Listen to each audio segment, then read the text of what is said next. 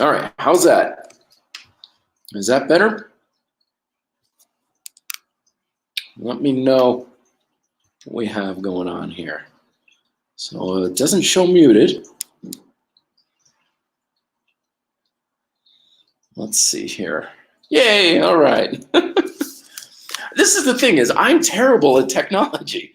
It blows my mind that I am like a YouTubing, video making, editing, fitnessy kind of, because there was a time I hated computers. I hated everything with to do with technology, and I hated exercise and fitness.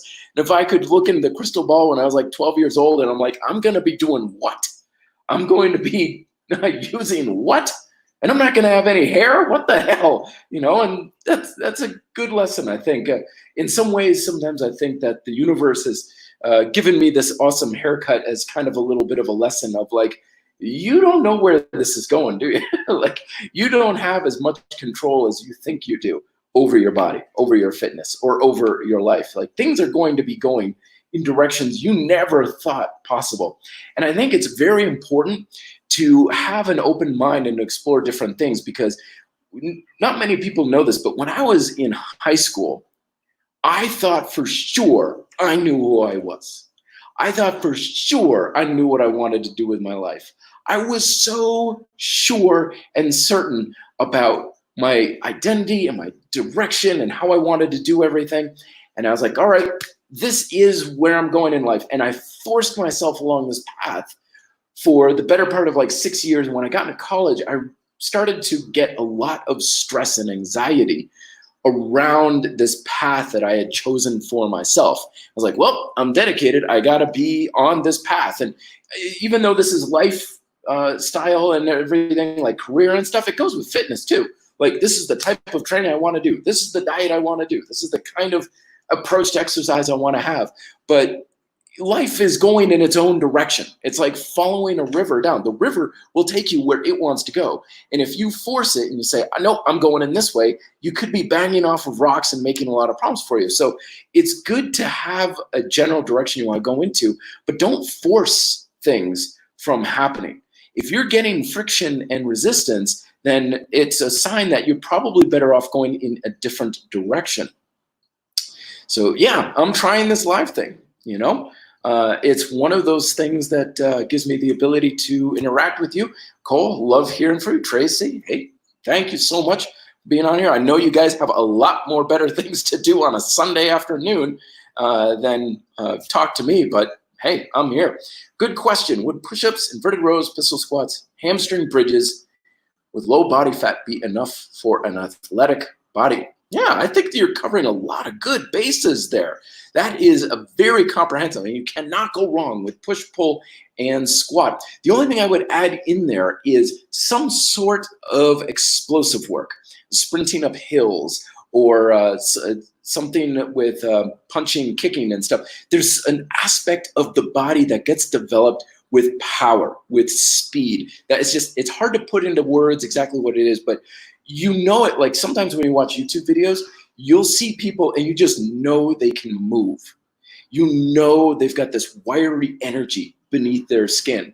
And I think if we do things too slow and too heavy and laborious, we lose that. And I've noticed I've lost that big time over the years, which is why I'm trying to develop a little bit more pop in my step and stuff. So, but yeah, I think all of that is fantastic. Live for live advices. Yes, of course, Echo Russo. That's why I'm doing this. Your opinion on not static stretching the same? Sorry, I don't quite understand quite as much on that one. Static stretching, though, I'm not a big fan of relaxed stretching, passive stretching, I would say. Being a martial artist, I did a ton of passive stretching over the years, and it would loosen me up like temporarily for like Taekwondo class, but it didn't actually make me more flexible and mobile overall. And I've always become more aware of any sort of training you should do should have a progressive outcome to it. It shouldn't be something like, oh, this is good for the next hour or so. Like, foam rolling makes me feel loose, but it should leave you progressively looser over time. So that's my experience with passive stretching. It's very good to make sure you got a little bit of tension in those muscles, make it active, bring a little bit more. Are pull-ups enough for biceps and back? I'd say so, absolutely. I used to know a guy, his name was Phil in Vermont. Almost all he ever did was pull-ups. He was a pull-up machine, and definitely, I mean, he had the biggest guns in the gym by far. And I would just throw in something to hit the traps a little bit more, either like rear flies, carries if you like using weights, like farmers carries and stuff, some rows, but they can certainly be your main bread and butter, absolutely. Are there any calisthenics skills you wish you had started 10 years earlier? Dude, I wish I started all calisthenics practically 10 years earlier. But yeah, primarily just inversion stuff in particular. During this whole lockdown quarantine, I've really just made it a point to try and practice more handstand stuff to finally get comfortable with it, because I've never been comfortable with anything inverted. It took me, no joke, it took me 3 years to be able to kick up into a handstand. That's not an exaggeration. I've always had a lot of trouble up here with anything with spinning or moving around. So I wish I had taken the handstand stuff more seriously 10 years ago for sure. Any advice for or experience with calf pain during glute ham raises? Good question. If you've got that type of pain, it may mean that your hamstrings are not engaging enough. What I would do is pay attention to your foot position as well. Like, are you pointing your toes out away from your hips? Because that could mean that you're hyper tensing your calves, or you don't have enough engagement in your hamstrings and glutes. Remember, that is a glute hamstring or a hip hinge exercise. You should have tension going down your entire backside, and your calves should certainly be working, absolutely. But you want to make sure it's the glutes and hamstrings that have the lion's share of the tension. So look at your hamstrings and glutes, see if one of those is not active, engaged enough. I have elbow pain on push-ups in my right arm. My wrist is constantly popping as well. My shoulders, seems they are linked. Yeah, definitely. I'm a lot of trouble with push-ups. Tends to be an elevated shoulder, a rotated scapula. So your scapula can rotate like this. You know, you got elevation, you've got retraction, depression, and you also have rotation. So usually issues down the line of a limb means that something upstream, meaning further up or more local, is not engaging. So shoulders down and back, feel like you're stretching the top of your chest as you get down into the bottom of the push-up position. See if that helps. It may bring some better alignment into those joints. Are calisthenics skills so hard for a 181 centimeter guy? I have no idea. I'm not. You got to remember, I'm American. I do not know the metric system. So that means you're 3 feet tall? I don't need to see. This is the thing. We Americans, we're so ignorant about the way the rest of the world works. But I know what you mean. Generally, height can make things a little bit different, but not necessarily more difficult, because we're all different and we all have to kind of learn how our body likes to work. Like, maybe you like to have a little more of a wider grip, narrower grip. Maybe your hands would be a little higher or lower on some positions, like on a front lever and stuff. It goes for everybody. We've got to find our own optimal body positions and how our body works best. Nothing is out off the table, though. There's people who are like, oh, if you're tall, then you can't do this, you can't do that, and it's almost impossible. Don't listen to those people. We all have different bodies, but as Bruce Lee always talked about, is like, dude, you got like 2 arms, you got 2 legs. Like, unless you've got something really different about your body, we're all dealing with the same thing. So it shouldn't be too much of a hurdle. You just got to figure out kind of where things are best placed. And it's just kind of come with experience and experimentation. Let's see, 5'11", very good, thank you. Lunge is better than squats. I would say so in many regards, yes. Lunges and squats to me are largely synonymous. Lunges are a squatting exercise. They are squatching. But I've been working with a training center for the past several months. We do a lot of classes, group classes and stuff, and we almost always exclusively do some sort of lunge variant over squats. And I've had so many people come up to me saying, oh man, my legs are stronger than ever. They're in far better shape than they've ever been. And I don't think I've done a squat of any nature in months. I don't miss them at all. So I tend to prefer the unilateral style stuff. I think you just get more out of it, and it's easier to load the legs with more resistance as well. Is upper lower 3 times a week, A, B, enough frequency for a beginner? Hey man, I think that's one of the best programs out there. I used to know a trainer who used to give that type of program format to everybody, which isn't the best thing to do when you're a coach and a trainer. You know, you should have things that are a little bit more personalized than that. But that was his fallback routine, and I think that is absolutely fantastic. Definitely keep it up. Is it normal that my hands hurt in parallel bar support position?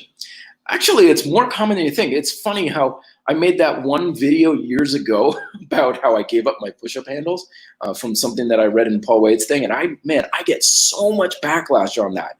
You would have thought I punched somebody's sainted mother by saying, I don't think it's the best to be with handles. It's better palms like this. And part of the reason is because when you have a bar, you're putting more acute pressure into your hands versus, like, look at all that surface area that you can really spread. Whoop, FaceTime camera. All that surface area. So yeah, it may just be a conditioning thing. Your hands will probably just get used to the bars, especially if they're fairly narrow. That's going to be more acute on the pressure. But generally, that's not too uncommon. I mean, especially when you consider the bones in this part of the hand. These bones don't bend, you know, in the hand. Like, you can flex your fingers. You got a little bit of flexion in the palm, but for the most part, you don't have much movement here. So you've got basically flat going on a curved surface that's going to be a little bit out of alignment, which is why most people, I've always found big, thick bars if you can find it. But it may just, like I said, be a conditioning thing. I noticed after doing lunges for a while in the beginning, running feels later. Absolutely, man. That's your nervous system talking. When you turn on your muscles and ask them to step up, plus you've got stability and you got mobility working for you, that's going to literally remove resistance that you're feeling when you are running. In RKC, the kettlebell certification from Dragon Door, they often talk about doing swings before sprints and stuff. And it makes it way easier, way faster. They call it the what the hell effect, where people would do a set of kettlebell swings and then they would do something totally seemingly unrelated and it'd be amazingly better because they'd be like, what the hell was that? It's like, because yeah, you're engaging the backside of the body. You're loosening things up. So not surprised at all. More questions. Keep them coming. Sure, for mid traps, but I'm more interested in upper traps, straining rows, pull-ups.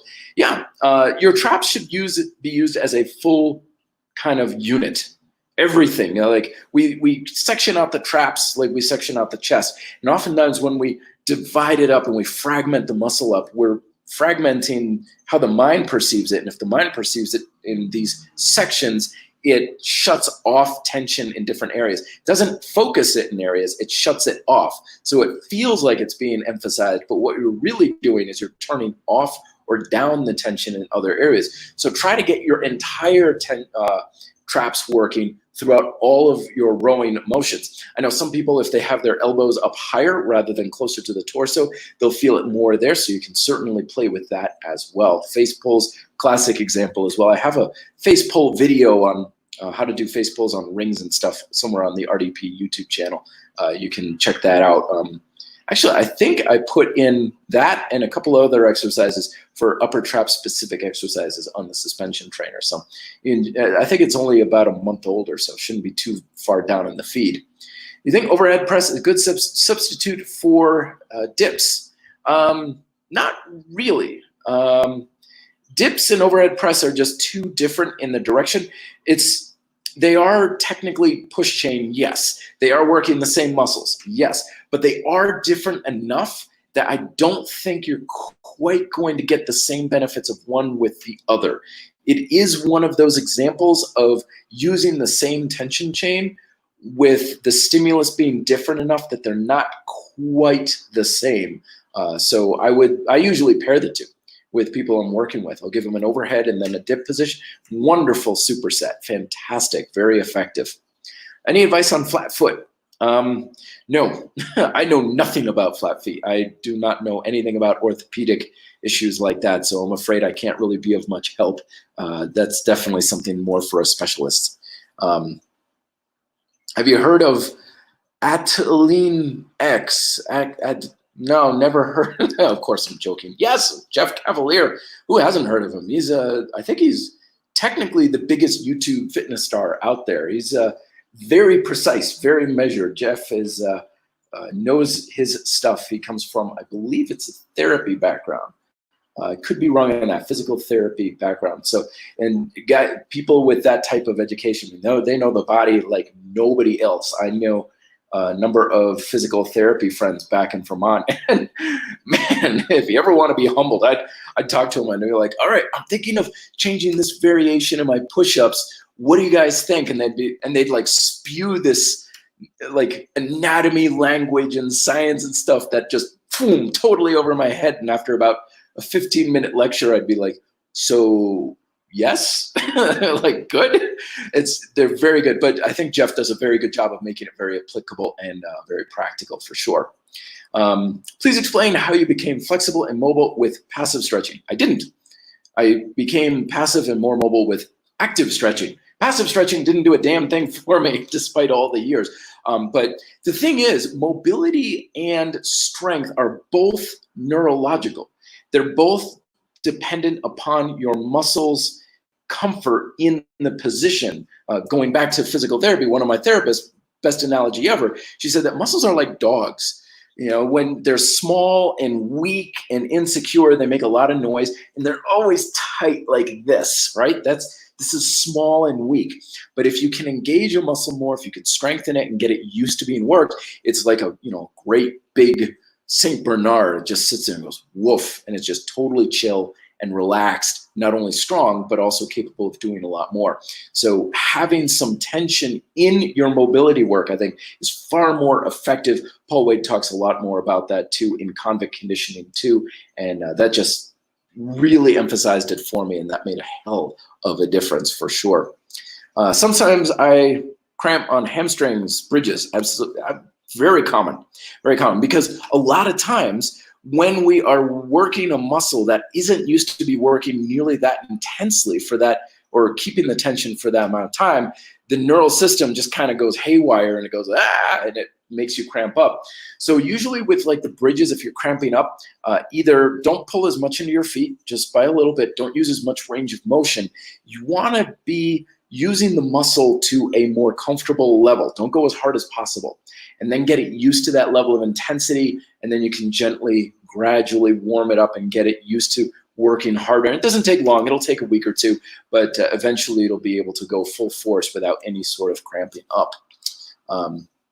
Foam rolling, greetings from Chile. Hey, all right. And I'm sorry I'm not getting to everybody's questions. I know they're coming quick. I'll try and answer them faster here. Personally, I'm not a big fan of foam rolling, largely because, as I've been saying, like, activity without tension is passive, and I've never had much luck with passive anything in fitness. So my little saying that I've adopted over the years is no tension, no benefit. Doing anything with a relaxed arm or anything doesn't work.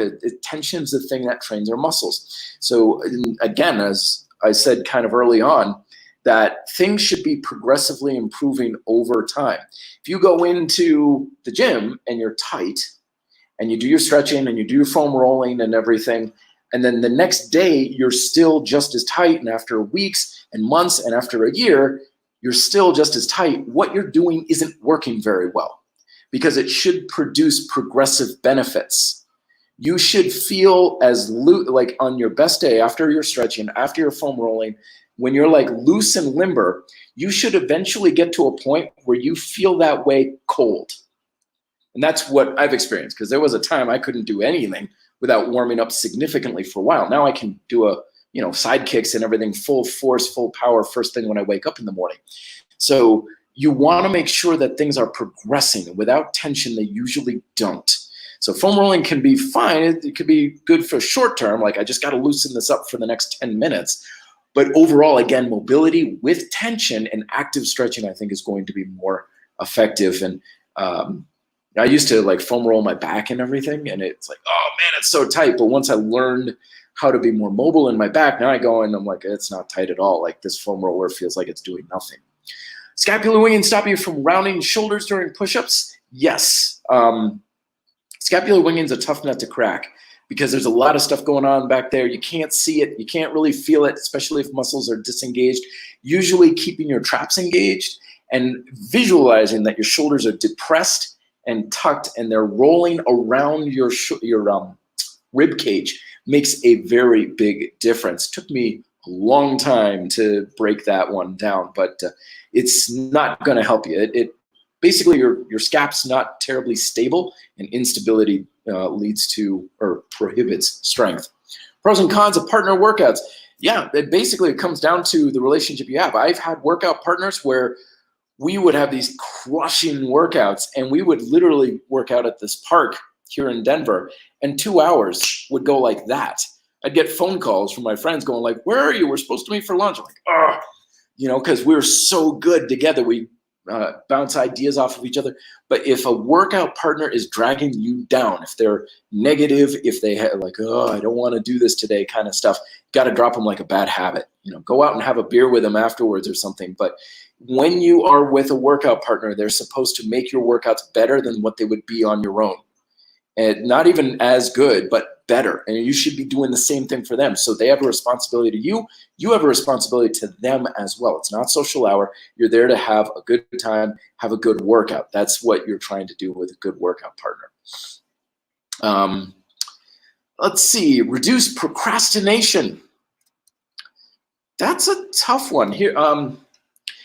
One of the things, because procrastination is really a problem now with the lockdown, isn't it? We've got so much freedom and flexibility in our schedules that we like, I'll do it later. And just last week, I started to return to work at this gym.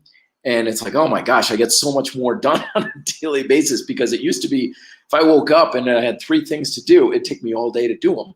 But now that I've got working hours, I can get them all done in like an hour because it's pushing me on. So set some sort of a time limit. One thing that I found was really helpful for me, because every day I've got a number of things that I got to do. I got to film a video, got to do my Taekwondo patterns, got to do workouts. So my goal each day is see how much of it I can do by noon.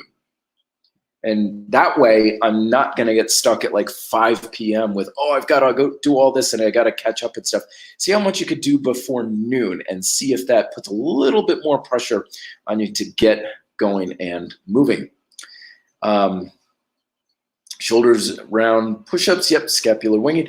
One of the things also that's really good, I forgot to mention about that, is the scapular pull-ups. Hanging from a pull-up bar, shoulders all the way back, and practice just moving with your shoulder blades. That helps a lot in some cases, particularly if your shoulders are too far forward. So might want to try that one. Do you think I can replace bench press with weighted dips, or is it better to do both?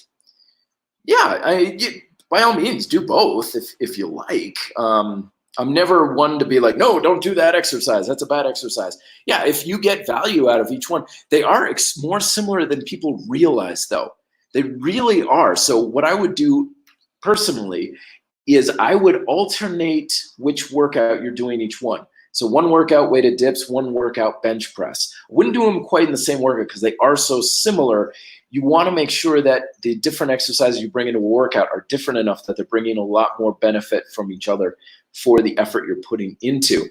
Personally, if I had to choose, weighted dips all day long. I just think they're the bee's knees when it comes to weighted, heavy pushing exercises with extra weight.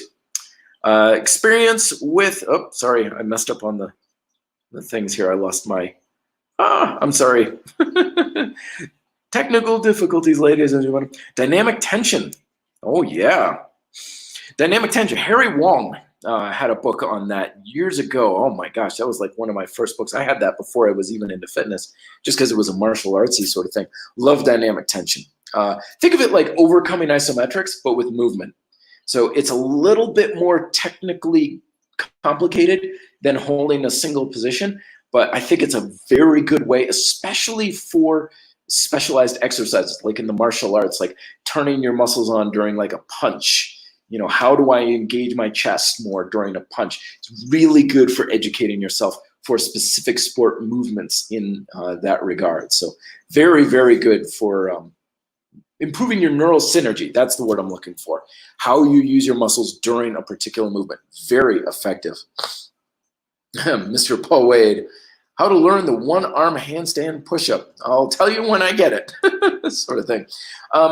Really, though, when it comes to one-arm work, push-ups, handstand push-ups, pull-ups and stuff, you want to always keep improving the stability of your two-arm work as well.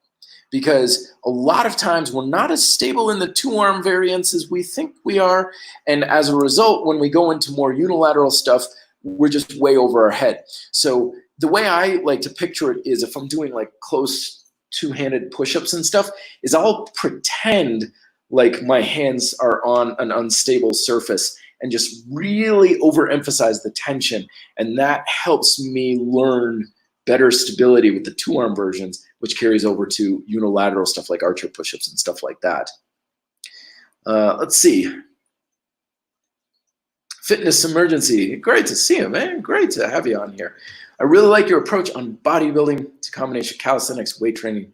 Greetings, absolutely. And weight training being weighted calisthenics, of course. But, you know, this is something that I've just incorporated over the years. My basic approach has always been, how do we make it as easy as possible to work the muscle as hard as possible? So really, that's the end game, is we're just trying to make our muscles work hard. But when we do exercises, there are factors involved in our ability to do the exercise that are not related, or they're related, but they're not, they're different than the actual work capacity of the muscle. We cannot isolate the ability to work the muscle from things like our mental, emotional state, our endurance, and a bunch of other things. So when you're doing an exercise, failure is oftentimes a failure of something other than the actual work capacity of the muscle. So when we are doing exercises, like for example, weighted pull-ups, that to me is way easier to work hard than say bent over rows, where you got like a lot more lower back stability, you gotta have your hips engaged, you gotta have a lot of other things in place. And I found that with exercises where the resistance was coming primarily from external weight, I always found it harder to push my muscles hard enough because I'd have other things involved that were like, oh man, this is a lot of weight. I'm kind of uneasy about this heavy bar on my back or something. So my approach now has become more of, how do I make it really easy to work really hard? But I'll tell you, I gotta warn you, that hits the ego because it usually means hard techniques, which means your reps aren't gonna be high, you're not gonna use a lot of weight, and it's not gonna be fancy. But my approach is heavy technique, light weight. It makes it a lot easier to work the muscle really harder. Easier on the joints too. Is a good combination of workout styles like bodybuilding and boxing. Yeah, it's always fine to combine stuff as long as you're aware of where they are different and they're not compromising each other. So if you want to do bodybuilding and boxing, fantastic. But if you notice that your bodybuilding training is starting to take energy and compromise your ability to do boxing, make some adjustments there. Bruce Lee did that years ago where he started to get into strength training, conditioning, and he started getting a lot of advice from basically the only lifters there in town in California were all bodybuilders. And what he noticed was he was getting very big, but he was also kind of getting slower because everything was slow and grind work and forced reps and negatives and stuff, which is great for bodybuilding. But he started to notice it was negatively impacting his martial arts proficiency. So then he started to make changes and adjustments and stuff because that was his priority. So know your priority and then move on forward from that. Combat conditioning. Oh my gosh, that's a title I haven't seen in a long time. Matt Fury. Wow, I wonder what he's up to these days. Is he still in the space? Yeah, boy, I should Google him. He was really big. I remember when I first started to get into training and on the internet and stuff. Matt Fury he had a very simple approach, had a very cool hairstyle, of course, but it was very calisthenics focused. Boy, I really wonder what he's up to these days. But he was a man. Anything he put out, I think, was really good, and he was one of the very first internet like fitness stars out there. All of his ads were in fitness magazines and stuff like that. Micro Workouts book release. Oh, that's still coming. I'm still writing the first draft on that one. Developing some new writing systems that will allow me to write stuff faster. So that way it won't take nearly as long for this sucker to be out. My release date, I'm hoping, will be around the 4th of July. Isometrics book, the Overcoming Isometrics book, should be out sometime this week, hopefully. I wanted to have it out this weekend, but the proof I got had some flaws to it, so I needed to correct those flaws, and now I got to get the new proof in and stuff. You know, I got to make sure it's good enough for you guys. I'm not going to be like, yeah, it's good enough, whatever, kind of thing. I need to keep stepping up my game because you guys deserve the best that I got and even better than that. Hey, Gora's Front, how's it going? One exercise only for the rest of your life. Whew, that's a tough one. That's a real tough one. I would probably have to say rows. Yeah, some row variation. You got postural improvements there. That's going to be more important as you're growing older. You got your posterior chain engaged. You've got your back and biceps and stuff. That's going to be, from an aesthetic standpoint, more important than the chest. You can get your chest involved in rows to a degree. By squeezing in, there is some stability from the chest, so that works. So I would say some sort of like a row Australian pull-up style variant. But that's a great thing. You don't have to choose. You don't have to do just one thing. But that, I would say, that's what most people are going to benefit the most from. Excuse me, I grabbed some water here. I got seltzer water. These lemon lime seltzer waters you can get at the grocery store are my latest thing. I love this stuff. I go through like 3 or 4 cans a day now. Oh, Matt. How's it going, Mariano? It's good to see you. Thank you very much for coming on and joining my live stream here. So what I'm doing is I'm testing this out here, everybody, and I'm hoping to have guests on during these live streams so you can ask us questions so that we can have this big, huge RDP community kind of powwow, and it'll be all sorts of fun and games and stuff like that. So that's kind of what I'm trying to set up here. So any sort of feedback and stuff that you guys can give me is much appreciated. What is isometrics? Isometrics, anything where you're not moving, you know, clenching your fists, that's isometric. Anything where you're creating tension but you're not moving, that's an isometric. And the book I'm coming out with is what is known as Overcoming Isometrics. So overcoming and yielding isometrics. Yielding isometrics is when you're holding position against a given amount of resistance. So like if I have this can and I hold it out like that, and I'm just holding this can is producing a given amount of resistance. So I have to work my muscles to a certain degree in order to keep this here. If I relax my arm, it drops. If I make my arm more tense, it lifts up. Now that's a yielding isometric. Overcoming isometrics are where you would take the same thing and push against an immovable force. So the amount of tension you can generate is theoretically infinite, or as much as you possibly can. It's a very fascinating discipline, very good at developing strength, but more importantly, your neuromuscular proficiency very quickly. I talk about that in my book, Combat Conditioning. Ugh. Yeah, I knew you were ball weight. No, in Grind Style Calisthenics, about how basically your neuromuscular proficiency is the foundation of all your success in your training. You have more proficiency, your technique and everything gets way better real quick. The problem with neuromuscular proficiency is it's really hard to develop, and it takes a very long time to develop it, or at least so I thought. But overcoming isometrics are like practically a neural hack. They're like a shortcut for developing your neural proficiency. When I started playing around with it, I improved my neural proficiency faster in 1 week than I did in 2 years. So it's a very it doesn't look like much. You can find out more on the isometrics tab on the RDP playlist, but it's very potent at improving your neuromuscular proficiency. What's the status of the RDP app? Good question. What is the status?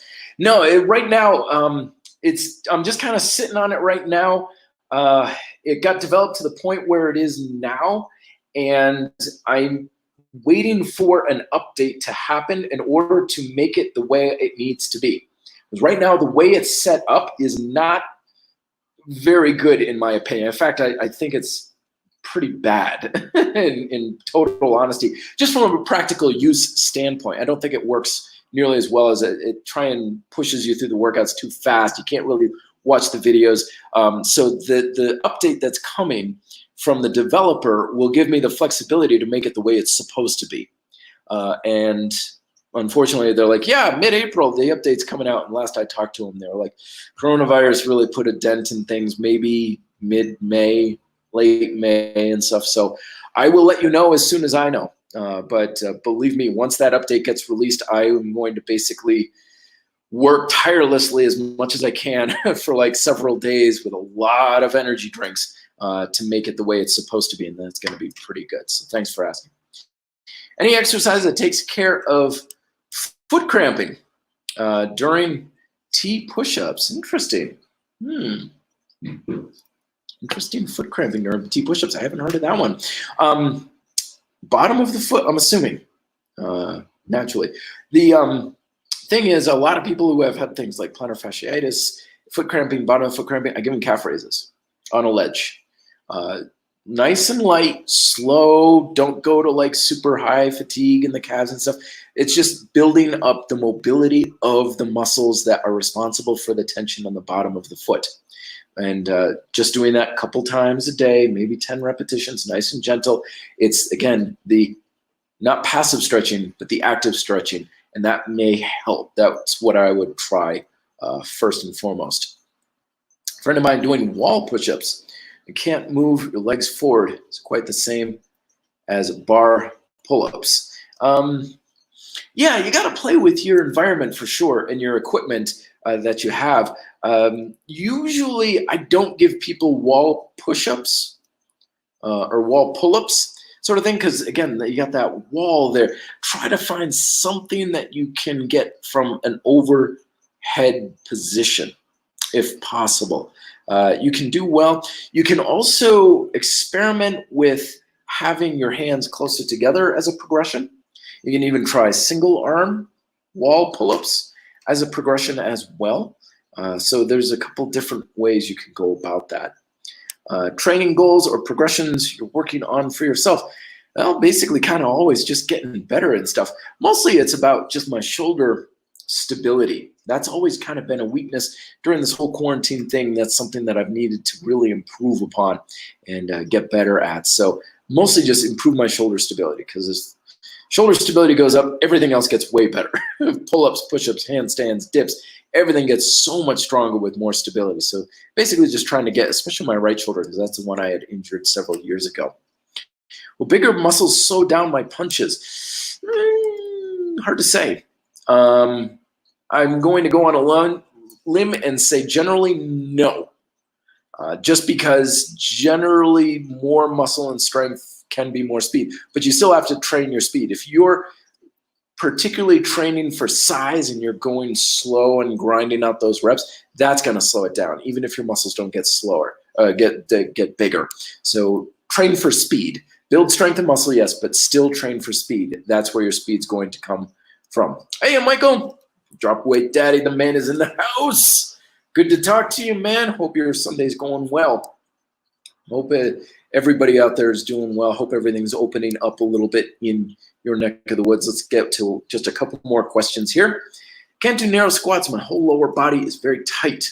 An athlete, what should I do? Hey, man, we're all tight with the I've always called the narrow squats the squats of truth, because they will expose your tightnesses and your imbalances and your weaknesses like crazy. Hips, hip strength in particular is where we want to go. The overcoming isometric and lateral hip exercises are going to be very helpful. I'm going to be releasing a video tomorrow on ways to work your hips, particularly your inner thigh. That will make a big difference, because when you're stronger, you're more mobile, and you have better flexibility. That should take care of a lot of that for you. Let's see. Have you ever read or heard of Foundation by Eric Goodman Peter Park? I haven't. Send me a link. reddeltaproject.com, or I'll just Google that, of course. Do more work. I'm lazy. No, I will definitely look into that. Tell me more about sort of thing. But it's one of those things that there's always more out there. It's hard to make sense of everything that's out there, of course, like what's important, what's valuable, what's invaluable. And that's where it really boils down to, like, what are your priorities? What's important to you? Because everyone and their mom is going to be like, this is the most important thing in the world. You have to be able to conform to these standards and stuff. But the answer is no, you don't. You really don't have to conform to someone else's standard. Again, Bruce Lee had that great quote of, I'm not here to live up to your standards and you're not here to live up to mine. So the yoga practitioner who's more bendy than Gumby may look at the power lifter, and it's a insecurity for one person to look at someone else and be like, oh, they're not in shape because they can't do X, Y, or Z. But powerlifter could probably not care less if they could do a sun salutation. And on the other side, the powerlifter could be looking at the yoga instructor being like, they can't deadlift 3 times their body weight or whatever, they're a weak pansy, whatever. We've got to get out of that type of mentality, because one of the most empowering and liberating things that you can do for yourself is get clear on what's important to you and then go after that. Because until you do, you're just going to keep running around trying to do everything and usually not getting very good at almost anything. The more proficient and high level you want to get in one thing, the more you're probably going to have to decrease your ability to do other things, which is perfectly fine. You don't have to be able to be fit in every way conceivable. It's very important to be going after what's important to you. So, best resources for nutrition. Yes, textbooks. I'm always telling people, like, I get all the time when my YouTube videos come out and stuff, and people are like, you need to watch this YouTube video, you need to see this or read this book and stuff. I'm like, you guys need to read a freaking textbook, because it's amazing how much of the nutrition information out there, it doesn't necessarily go against the general basic information we know about nutrition, but it leaves so much of it out. It's so incomplete. It's crazy. So no, it's dry reading.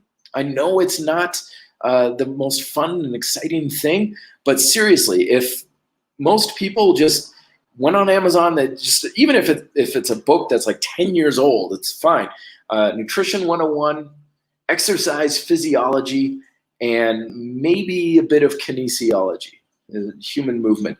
If you just got the 3 basic textbooks on those 3 things, your knowledge about what actually works and how things actually work on a fundamental level will be far and away better than what most people have, who have whole libraries of every diet book ever written and every fad workout program and stuff, because we want to start off with what is the most basic understanding of how the body works. And the best place to understand that is through textbooks. Charles Brosnan. Yes, absolutely, not Bronson. Man, I came across this book years ago. It's been a long time since I've read that one. Definitely a good read. I'm even blanking on the title right now, but it's he's, anybody who's walked the walk has all the respect in my book, because there are too many armchair exercise experts out there. I read this study that says this, and according to this expert, this sort of thing. But you take someone who has been in the trenches, training, getting their hands dirty with the methods, and they come out and they don't know a carbohydrate from an amino acid, but if they've been in the trenches doing it and applying it and getting the experience, that's far more valuable in my book, because experience is more important than information, because it's knowledge, it's understanding of real world application. Sternum pain only when doing dips. Absolutely, that one comes up. I got a video on that one too on the YouTube channel. Generally, pain like that comes from an injury that happened once when you zigged when you should have zagged. Now you got to let it heal. And remember, this is tough tissues right here, and this takes forever to heal. I mean, in months in some cases, if it's severe enough. But usually what ends up happening is the chest muscles didn't have enough mobility. They didn't have enough strength to stretch the way they should. And you went into a deep dip, and because this was too tight, it pulled here. So what I recommend is downshift into push-ups, or even regress push-ups like on a countertop, just to help the tension here, or overcoming isometric. So you can clasp your hands, you can't really see here, but basically press your hands together like this, squeeze your pectorals, get some tension in them, improve that tension control in your chest muscles, and that will help with the limbility of your pecs, so that way the force is going into these muscles and not that soft connective or tough connective tissue. Hammer toe be the reason for foot cramping during push-ups? Maybe, possibly. If you got something that's chronically pulled underneath, something may be already tight, and then when you're tensing it even more, it gets overloaded. So that could be a contributing influence, sure. Can one intense set per muscle chain per day, every day, be effective for strength and hypertrophy? Hey, anything that's tension and progressive resistance will be effective. Those are the only things you've got to worry about. Are you working the muscle, and are you progressively working it harder over time? If you do that, you're getting bigger and stronger. I don't care what your workout looks like. So give it a shot. If you find that's a good, viable method for you, and you are adding reps and you're adding resistance and you're feeling the muscles working progressively harder over time, hey man, that's a good way to go. I think it's a fun experiment to try for sure. Solitary fitness, that was it. Yes. Oh man. I'm going to have to dig through my library to see if I can pull that one back up. Oh my gosh, that was, I think that was one of the most like straight shooting books I'd ever read on fitness. I mean, he pulls no punches, but it's not tough guy stuff. One of the things that's interesting is the toughest guys in the world don't put on a show. They don't need to convince people that they're tough. They just tell it like it is. But they don't try to be too abrasive. And I think he's got a really good approach in his writing style with that. Do pull-ups cause rhomboid pain? Shouldn't. Pain is Mother Nature's way of telling us we're messing something up. That something about what we're doing is a mistake. Something's out of alignment. So we always listen and respect pain. And we always take it as a sign that we need to look at what we're doing and something's not quite right with it. It's never really the exercise. The exercise is almost never to blame. You hear that all the time. Oh, this exercise causes this issue or that issue. No, it doesn't. It's exposing the issue. It's not causing it. So we have to learn what about how we're doing it is more responsible for that. Exercises for that hammer toe? Your guess is as good as mine. I do not know. Again, I would go with a specialist on that one, or orthopedic specialist. Not really sure. Speed reps and punches will not slow down. Muscles become larger? Yeah, I don't think so. I mean, some of the fastest people in the world are really big. We used to have a guy in Taekwondo named Ed Bruley. I mean, the guy was a tank, absolute tank. He played football. He was wrestling. He was an MMA guy. He was huge. And we would go toe to toe. And something about his training someday hit a switch. And he went from being big and powerful to big and super fast. And it was absolutely terrifying. We would always get paired up together. And it's like, I'm going to die. And no, you can be big and fast. Believe me, unless you're doing something that is specific about body weight to strength ratio. Like if you are a bike racer, my old cycling field, if you want to go up a hill, you've got to be light. There's just no two ways about it. You have to be lean. You have to be as light as possible. It's all about power to weight ratio. But when you're punching, the weight of your arm is fairly negligible compared to the amount of power that you can generate from your shoulders, your chest, your back. Actually, your whole body should be behind that. So adding that extra little bit of weight from extra muscle, even if you get like bodybuilder big, the extra weight shouldn't be very counterproductive. On your channel, 4 active stretches daily that will increase flexibility and mobility. Yeah, absolutely. The thing is, we got to be able to do this stuff frequently. We got to be able to do it every day, and we have to make it a daily practice. So the active stretches, like reaching behind your back, reaching up overhead with the hands clasped, lunges, deep lunges with twisting as well. Blanking on the 4th one at the moment, but those sorts of things, they go so far at keeping you limber. They should be something that you can just literally drop into at a moment's notice. You don't need to wear like yoga pants and loose-fitting clothing. You should be able to do it wearing almost anything. Best home workouts for back. If you don't have a pull-up bar, yes, get a pull-up bar. Actually, let me show you this. I got a brand new pull-up bar. Here, this is called a wedge bar, or I call it a wedge bar. Check this bad boy out. So I have This bar that I got, you may see this on like social media and stuff. It doesn't go on, boy, it's really hard to adjust this thing. It doesn't go into screws and stuff. It literally wedges between my two walls. And the more weight I put on it, the more it holds itself in place. But yeah, I mean, I know with the lockdown and everything these days, things are hard to come by. But yeah, when you're at home, a pull-up bar, doorway pull-up bar shouldn't be too hard to find. Or you can use a suspension device. The RT17, as I'm using, you can sling just a towel over a tree branch or something.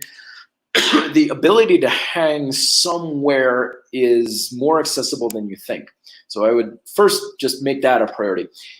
Outside of that, ab roller is actually really good for that because you're still using that shoulder extension. So my best exercise that doesn't involve pulling against a pull-up bar or a suspension trainer for the back is ab roller for sure.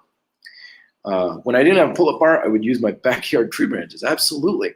It's amazing. It's all about attention, where we place our attention. It's like a radar, that we've got that law of attraction that everybody talks about. And I'm starting to become more and more convinced it's not the law of attraction, it's the law of attention. Because as soon as you put your attention towards something, it's like you magically start noticing these things all over. And it feels like it may be attracting to you, but it's more noticing. The classic example is like when you're car shopping, right? And it's like, oh, I never see a Volkswagen Beetle anywhere. But when your attention is thinking, should I buy a Volkswagen Beetle? You see it all over the road. Same thing. If you put your mind into, just need some place I can hang. Where can I hang? And you'll be out walking the dog, or you'll be just at the bus stop or something. I'm like, oh, that looks like it'd be pretty good to hang from or something. These areas are all over the place. We just have to keep an open mind looking for them. If you could do a higher reps for 60 seconds or lower reps for 60 seconds as well, which is more effective for building muscle? Probably about the same. Time under tension is probably about the same, because if you go faster, you're generating more tension in the muscle to power through the concentric phase with more speed. If you go slower, you're not generating as much momentum, so the tension in the muscle is more even. So I would say it's probably about a wash. It'd be a really good exercise, research experiment. I wonder if anybody's done that as research, comparing the two back and forth to see if there was a difference. But right now, I think it's probably going to be roughly about the same. Opinion on biceps push-ups. Not enough of opinion to matter. No. I like my RTO push-ups where I'm pulling my hands underneath. That really hits the biceps. I've never done an underhanded push-up and really felt it in the biceps a lot, but I've watched myself on video doing it. It's like, holy smokes, my biceps are working on that exercise. Yeah, great, wonderful. I do recommend putting your hands on a ledge or a suspension trainer or something. I think you just get more range of motion from it that way too. I could do more push-ups and pull-ups. Want to reach 100 in one set for both. Good goal to have. Very, very good. Best of luck with that. 100 pull-ups, one set. That was a Phil's objective back in the day. He would do 30 as a warm-up. No joke. And he'd like talk to me the whole time. He'd be doing 30 pull-ups and he's like, what'd you do this weekend, man? Everybody in the gym would just be like looking at him like, oh my God, this guy's like insane. Very, very powerful. Just walking 2 hours a day, keep my muscle mass without lifting? Probably not, because walking is not going to be enough of a stimulus to work your muscles hard enough compared to resistance levels. So probably gonna be losing in that one. Great pull-up workouts despite being 200 pounds using a door with a towel on top, immobilizing it with door with a stopper. Yes, very good. You got to put something underneath it for sure. No problems at all. I like that. That's very good, Jordan. It's amazing. It's the MacGyver mentality that I always talk about, where back in the, oh God, this is my age here, exposing, in the 80s, early 90s, there was that show in MacGyver, and he'd be like locked away in a prison or something. It's like, I got a paper clip, a Tic Tac, and a bit of lint. I'm gonna make like an explosive device to break out of this prison and stuff. And we gotta have the kind of the same attitude now too. If you don't have what you need, look around you for the elements of what you need, and you're gonna find you've got more than you realize. Yeah, proof positive that I can talk for hours on this. Huh? Say best glute bodyweight exercise, not counting the squat. Lunges are very good. Tip for all you lungers out there, if you want to get your glutes really engaged, angle your upper body at the same angle as your shin muscle. It's weird, I know, it's really strange, but when you get into the bottom of a lunge, your shin is angled at a forward angle, and your body is also at the same angle. If you do that, that will require a little bit extra flexion in your hip. So it's going to stretch out the glutes and hamstrings while maintaining tension in them. That's actually a really good way to go about doing it, for sure. Opinion on weighted calisthenics. I'm going to save that one for next time because I'm going to be doing one of these live streams with a friend of mine, and we're going to be discussing weighted calisthenics.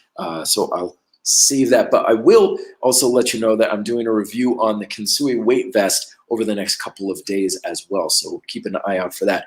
I can't believe I have been doing this for an hour here, folks. Oh my gosh. Holy smokes. Where did the time go?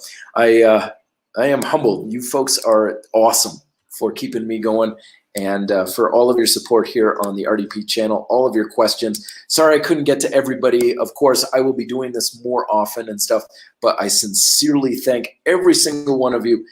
It's really mind-blowing that we have such a community here, and everybody's helping each other out, and everybody is so supportive of each other. When I go through the comments, someone will ask a question, people are chiming in. All of you are just really so strong because of each other, and I really think that's a special thing that you guys have. So, all right, I'm gonna wrap this sucker up because I have dinner to cook and stuff, but I will be doing this again very soon. I'll talk to you next time. Till then, be fit, live free.